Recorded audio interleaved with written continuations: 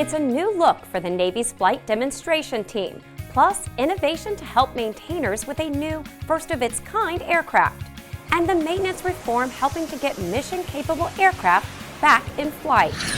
Welcome to this edition of Airwaves. I'm Michael Lauren Prue.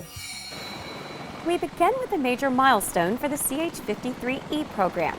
The Super Stallion has logged more than 1 million flight hours since it first entered service with the Marine Corps in 1981.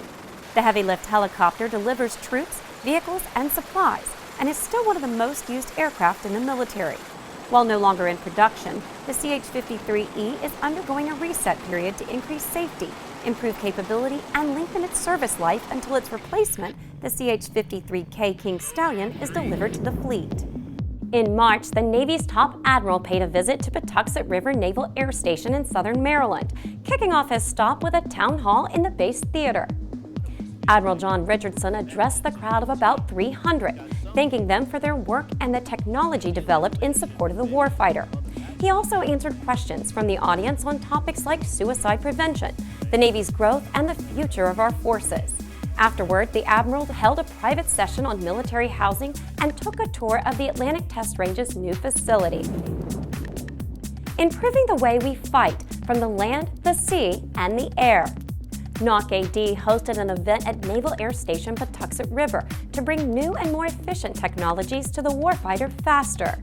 The Advanced Naval Technology Test Exercise, or ATE for short, is a collaboration between military and industry assets to improve testing and communications among different crews in different locations. MH-60, P-8, and F-18 crews, along with engineers at the Atlantic Test Range, worked through real-time scenarios with ships off Maryland's eastern shore. Test engineers and their industry partners also set up shop at Webster Field in St. Inigos, Maryland, to execute separate but related exercises in the Chesapeake Bay.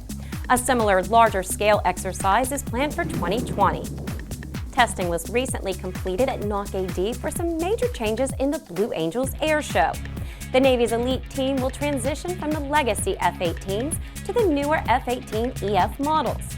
The Super Hornet is over 30% larger than the planes the Blues fly right now, with more powerful engines, greater range, and a greater fuel capacity. Teams from VX-23, VX-31, Boeing, and several program offices have worked since 2015 to ensure a safe transition for the squad, while test pilots and former Blue Angels pilots worked in the simulator and in the skies over southern Maryland.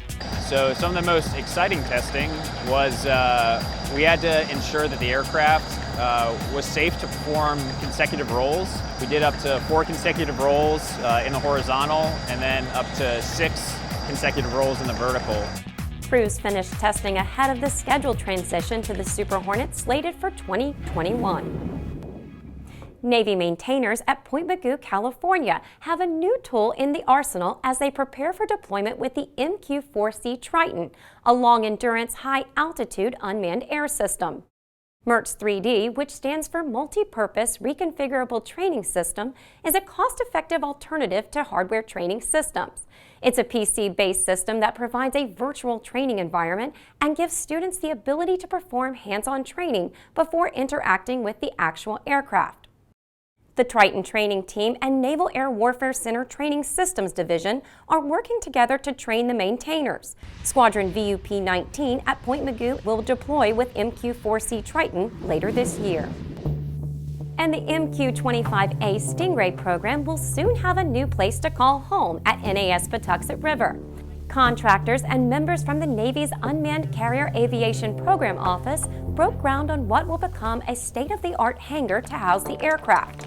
The hangar will have multiple bays, maintenance shops, crew and engineering spaces, along with administrative areas and laboratory space for the test team. The MQ-25 is the Navy's first operational carrier-based unmanned air system. The hangar is scheduled to open for business in 2020.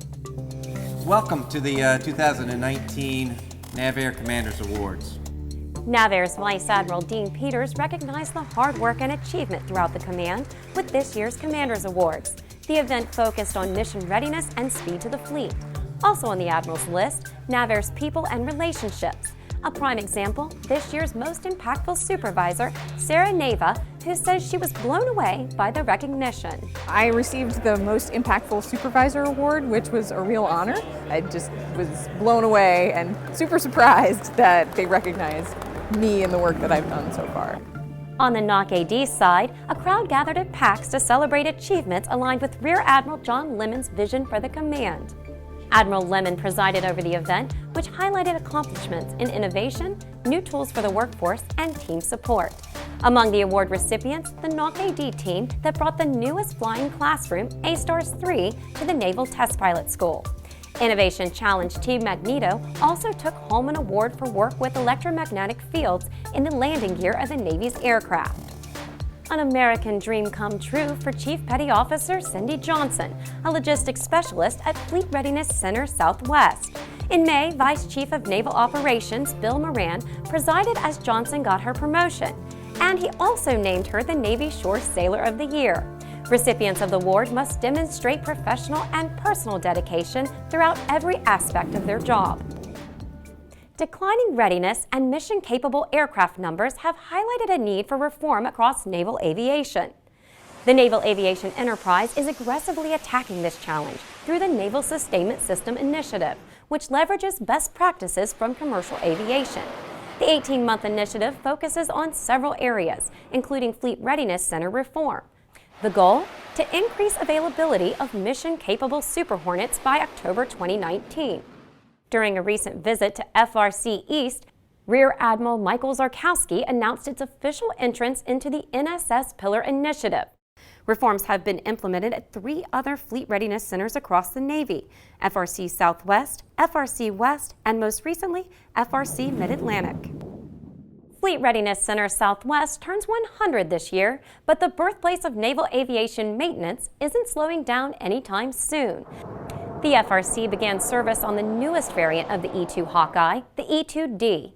Delivered to the Navy in 2010, the aircraft is equipped with a radar featuring electronic and mechanical scanning capability, an integrated glass tactical cockpit, and advanced tactical workstations and mission computer. The first E-2D arrived at FRC Southwest in 2018. FRC Southwest performs 2 levels of scheduled maintenance on the airframe, a light periodic maintenance at FRC Point Mugu and FRC Mid-Atlantic, and a heavy maintenance at Naval Air Station North Island. Thousands flocked to the nation's capital for this year's Sea Air Space Exposition. The gathering celebrates innovation and commitment to the fleet. NAVAIR leaders met with industry partners and members of the public to showcase the latest initiatives and collaborative efforts to get capability to the fleet faster. At the end of the day, we're not competing, we're collaborating, we complement each other. I think that's the only way we're going to get to speed, asymmetric capabilities, and get the warfighter what they need. Engineers at NOC AD Lakehurst say teamwork and co-location help them quickly deliver capability to 4 deployed Marines. The NOC AD Lakehurst Airborne Weapons Support Equipment Branch developed a modified adapter to assist with loading weapons on the F-35B. The team designed the adapter in their lab and worked with NOC AD Lakehurst Prototyping and Manufacturing Division to build a prototype. The team simultaneously worked with logistics specialists on site, then pushed the equipment to test teams at Patuxent River. By working together, the team was able to develop, test, build, and deliver the adapters within 9 months. If you would like to hear the full Speed to Fleet story, tune into our Airwaves podcast on your favorite podcast app. On a recent trip to Naval Air Warfare Center Weapons Division, China Lake, California, NAVAIR Commander Vice Admiral Dean Peters met the workforce of tomorrow. His visit just happened to coincide with the SumoBot competition, a robotics contest suggested by Engineer and Scientist Development Program employees working with the Innovation Launchpad. The event creatively combines the excitement of sports with the rigors of science and technology. The goal for the competition was twofold. One, to get some excitement about there and awareness of the Innovation Launchpad, get people working together and collaborating in the Launchpad. And 2, the bots are autonomous, and these are systems that we use in our weapons today. Other highlights of the trip included a visit to the Autonomy Research Arena, where the teams demonstrated trajectory planning using a swarm of drones, and an update on solid fuel ramjet and a tour of the Propulsion Research Lab.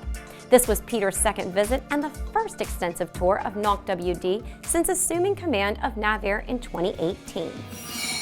And that's it for this edition of Airwaves. See you on the flight line.